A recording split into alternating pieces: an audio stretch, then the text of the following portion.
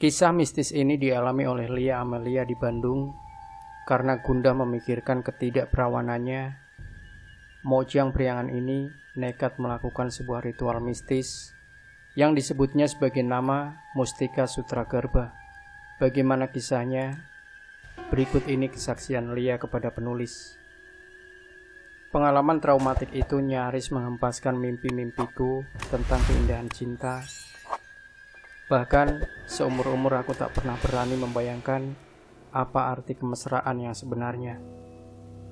Seks bagiku adalah sesuatu yang menakutkan sekaligus menjijikan.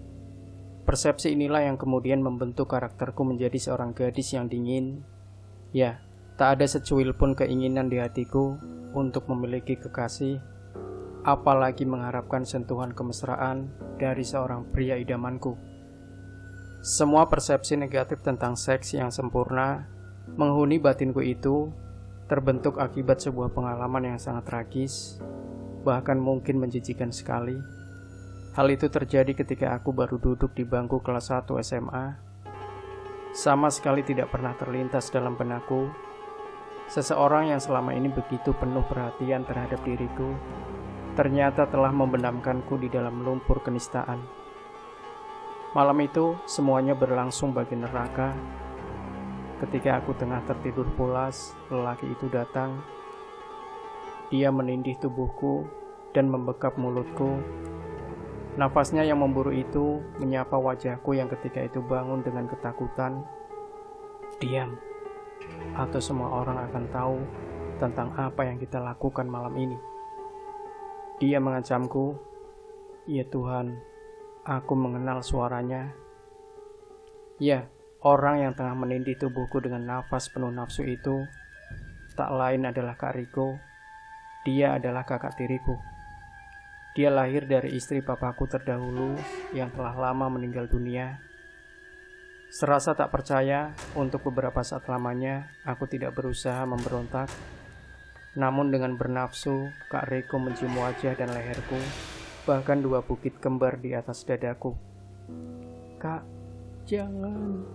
Aku coba memohon. Namun, dia seperti serigala kelaparan yang baru mendapatkan mangsa. Dengan bernafsu dia malah menarik gaun tidurku hingga sobek.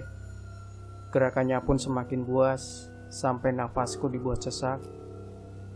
Dengan sekuat tenaga aku coba membanting tubuhnya. Namun, Kak Riko yang atletis itu memang bukanlah lawanku. Tenaganya yang kuat membuatku tak berdaya. Malam itu, aku benar-benar seperti seekor kelinci di mulut serigala kelaparan. Setelah kehabisan tenaga untuk menyelamatkan diri, aku coba mencari pertolongan dengan berteriak. Namun apalah artinya, sebab tangan Kak Riko yang kuat itu telah membekap mulutku dan menguncinya. Karena kalap dibakar birahi, dia bahkan tak peduli ketika telapak tangannya kugigit kuat-kuat. Dia sepertinya tak merasa kesakitan sama sekali. Yang terjadi selanjutnya tentu gampang diterka. Dengan gairah yang membara, Kak Riko memacuku. Dia sama sekali tak peduli pada rintihan dan tangisku. Segalanya memang berlangsung begitu cepat. Aku sama sekali tak menyangka kalau kakak tiriku yang selama ini begitu perhatian dan sangat menyayangiku ternyata telah tega memperkosaku. Malam itu kehancuran begitu jelas membayang dalam pelupuk mataku. Saat tergolek lemah di atas pembaringanku yang telah bernoda darah perawan, kutampari wajah Kak Riko. Dia hanya meringis menahan sakit. Maafkan aku, Lia. Aku hilap, katanya getir. Aku tersudut di dinding kamar dengan air mata yang mengalir deras. Kak Riko meninggalkanku sambil berkali-kali meninju sendiri wajahnya. Dan sejak itu, aku begitu membencinya. Bahkan kemudian aku meminta mamaku untuk mengirimku ke Bandung ke rumah nenekku dan melanjutkan sekolah di sana. Mulanya, mama dan papa tiriku menolak keinginanku untuk pindah ke rumah nenek ke Bandung. Namun, dengan alasan ingin menjaga nenek, akhirnya mereka mengizinkannya. Kak Riko sendiri merasa keberatan dengan keputusanku ini. Biar aku saja yang pergi dari rumah itu. Aku bisa pindah ke Yogyakarta dan tinggal bersama eyang kakungku di sana. Katanya coba membujukku, tapi aku sudah benar-benar muak dengannya. Apapun yang dikatakannya sama sekali tak membuat sikapku berubah. Bahkan seumur hidup, aku tak ingin lagi melihat lelaki bernama Riko Prasetyo yang dulu kuanggap sebagai seorang kakak yang baik hati terhadap adiknya itu. Dia tidak hanya menyakiti tubuhku dan hatiku, namun dia juga telah menghancurkan masa depanku.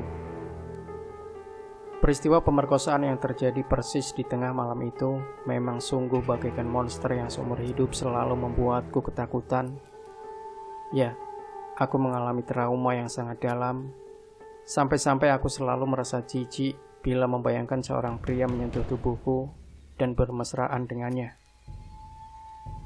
Karena itu adalah wajar jika semenjak SMA hingga duduk di bangku perguruan tinggi, tak pernah sekalipun aku berpacaran. Padahal tak sedikit pria yang naksir berat padaku. Namun jangankan membalas cinta mereka, mimpi ngobrol berduaan dengan mereka saja rasanya begitu menjijikan. Sampai kemudian aku lulus menjadi sarjana dan bekerja di sebuah perusahaan agen properti.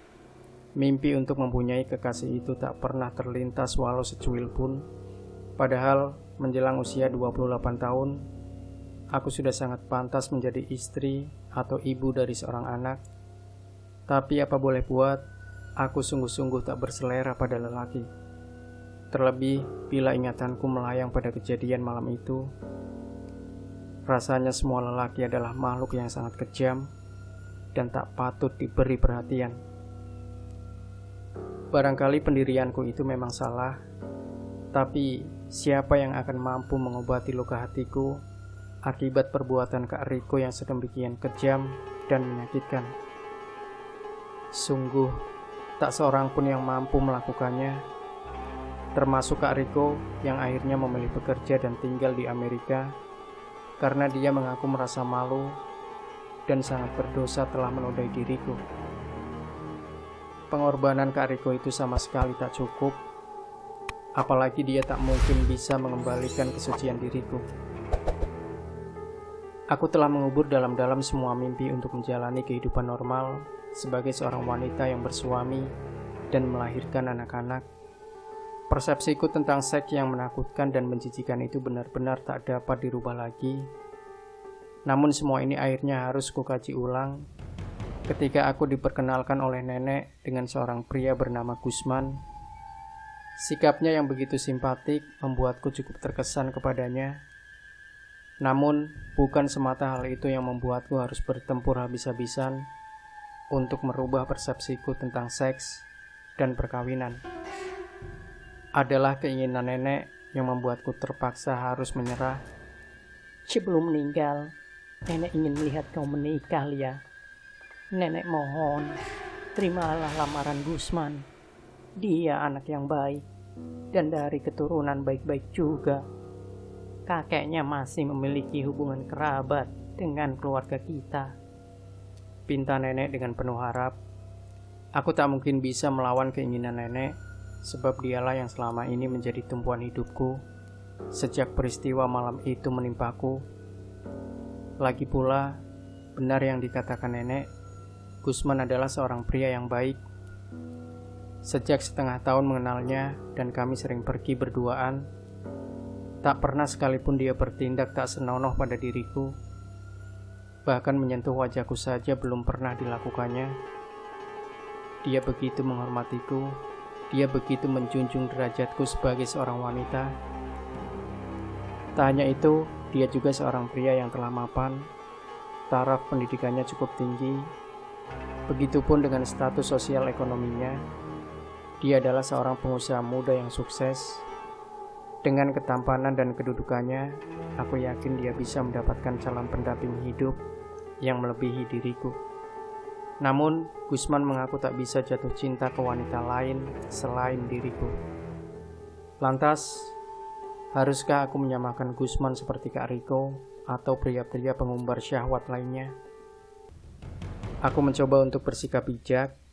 Setidaknya aku mencoba menempatkan Gusman sebagai suatu pengecualian Dengan niat untuk membahagiakan nenekku yang telah renta, aku memang harus mengubah penderitaanku selama ini. Akhirnya aku menerima lamaran Gusman. Namun, keputusan ini akhirnya melahirkan kegambangan baru dalam diriku. Ya, aku begitu takut jika Gusman yang pria bertipe konvensional itu tiba-tiba mempermasalahkan status keperawananku. Sebagai seorang yang masih kuat memegang tradisi, Gusman tentu akan sangat kecewa bila tahu kalau aku sudah tak perawan lagi akibat kebejatan yang dilakukan Kak Riko di malam jahanam itu. Kita kan sama-sama berasal dari keluarga menak yang terpandang.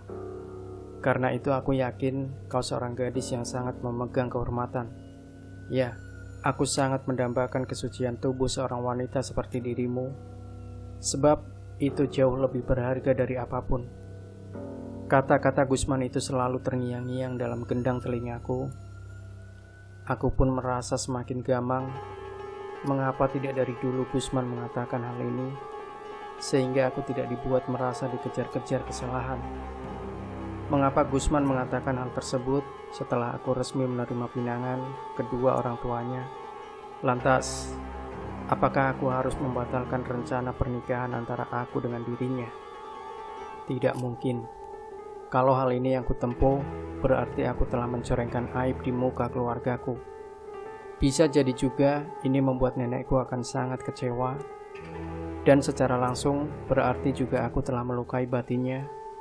Lalu apa yang harus aku lakukan? Aku benar-benar bingung menghadapi hal ini. Untunglah di tengah kebingungan ini ada Neni, sahabatku semasa kuliah. Dialah yang memberikan solusi padaku. Meski hal itu sangat naif, namun mau tak mau aku harus mencoba jalan keluar yang diberikan Neni. Kata Neni, dia kenal dengan seorang paranormal yang bisa meracik benda gaib yang berhasiat untuk mengembalikan keperawanan. Mulanya aku sangat sulit percaya, namun mendengar cerita Neni yang menyebutkan kalau salah seorang sepupunya pernah membuktikan kehebatan benda tersebut, maka aku pun mencoba untuk mempercayainya. Sepupuku itu punya kasus yang hampir sama seperti dirimu. Alhamdulillah semuanya berjalan sukses berkat bantuan paranormal itu, tegas Neni. Apa mungkin seorang wanita yang telah diperkosa bisa kembali seperti perawan? Desaku. Aku mendengar semua dari mulutnya sendiri. Pokoknya, malam pertamanya sukses. Gak ada komplain dari suaminya yang juga ortodoks seperti Gusman. Calon suamimu itu, tegas Neni lagi. Karena cerita Neni yang begitu meyakinkan, akhirnya aku mau juga berkunjung ke rumah paranormal yang asli orang Banten itu. Singkat cerita, paranormal yang akrab disapa Pak Amung itu memberiku sebuah benda yang disebutnya sebagai Mustika Sutra Garba. Benda itu bentuknya seperti ikat pinggang atau persisnya angkin yang terbuat dari kain putih. Menurut Pak Amung, di dalam angkin ini terdapat berbagai racikan benda-benda gaib seperti bulu perindu dan getah sutra. Cara membuatnya juga tidak sembarangan, melainkan harus dengan lelaku puasa mutih selama 10 hari. Angkin tersebut harus aku pakai sebelum 40 hari 40 malam sebelum tiba saat pernikahanku dengan Gusman. Jadi, selama 40 hari 40 malam, aku harus mengikatkan apa yang disebut dengan Mustika Sutra Garba itu di pinggangku. Bahkan pada saat duduk di pelaminan pun, aku harus memakainya. Pas memasuki malam pertama, barulah angkin tersebut harus aku buka. Berdasarkan pengalaman yang sudah-sudah, alhamdulillah hasilnya sukses. Yang penting kamu harus yakin 100%. Mudah-mudahan syarat ini berjodoh denganmu, kata Pak Amung seperti menebar angin surga. Walau sedikit agak sinting, aku berusaha keras untuk meyakini kehebatan dari benda mistis bernama Mustika Sutra Garba itu. Alhasil, aku pun menggunakan benda itu selama 40 hari 40 malam sampai pas malam pertama. Selama waktu tersebut, aku tak pernah melepaskan benda tersebut, termasuk ketika mandi. Pas malam pertama, sesuai dengan penunjuk Pak Amung, Mustika Sutra Garba aku lepas sambil berendam di air kembang 7 rupa yang telah dimantrai oleh Pak Amung. Hasilnya benar-benar menakjubkan. Spray ranjang pengantinku ternoda oleh darah perawan, dan Kang Gusman suamiku benar-benar percaya bahwa mahkotaku ini masih suci. Entah bagaimana hal ini bisa terjadi. Mungkin inilah bukti kalau terapi gaib yang dilakukan oleh Pak Amung lewat Mustika Sutra Garba memang benar-benar ampuh. Aku sangat berterima kasih padanya. Berkat kelebihan ilmu Pak Amung, aku terbebas dari ketakutan yang begitu panjang menghantui hari-hariku.